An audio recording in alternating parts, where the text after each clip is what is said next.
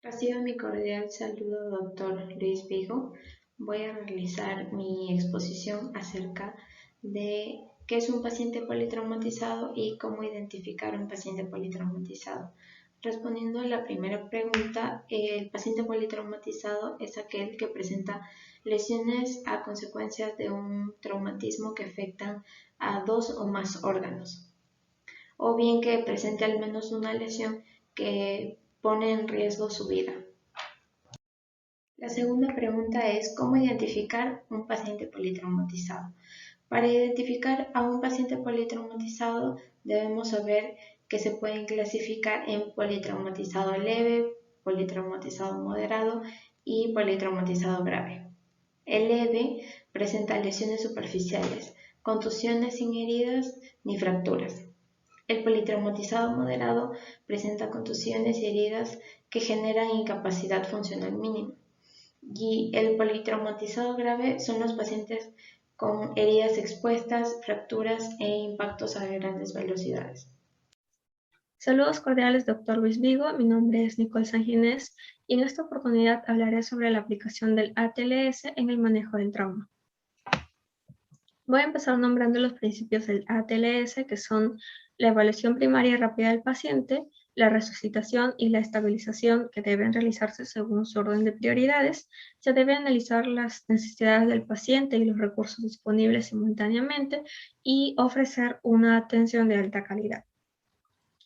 Empezamos por la fase de la preparación. Esta se divide en dos fases. La prehospitalaria, en la cual los pasos a seguir son notificar al hospital al que se va a trasladar al paciente, la evaluación primaria del paciente, en donde se hace un control de la vía aérea, de hemorragias, y hay que inmovilizar al paciente, y por último el traslado.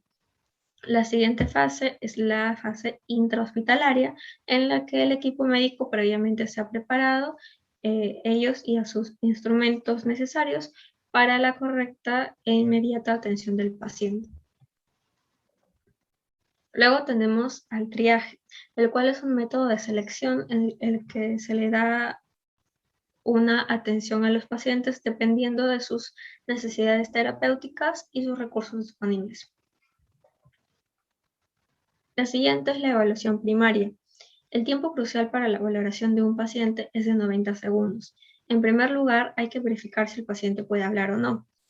Pues si el paciente puede hablar, significa que su vía aérea y sus funciones neurológicas no han sido afectadas.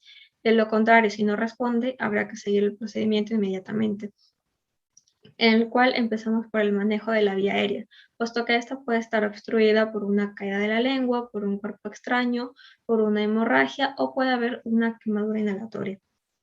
Y además hay que tener en cuenta el control de la columna cervical, pues es importante siempre sospechar de una lesión en ella y además por esto es incorrecto realizar la maniobra frente-mentón porque se podría causar se podría empeorar una posible lesión en la columna. Además, para su cuidado se deberá requerir del uso de dispositivos adecuados para su fijación.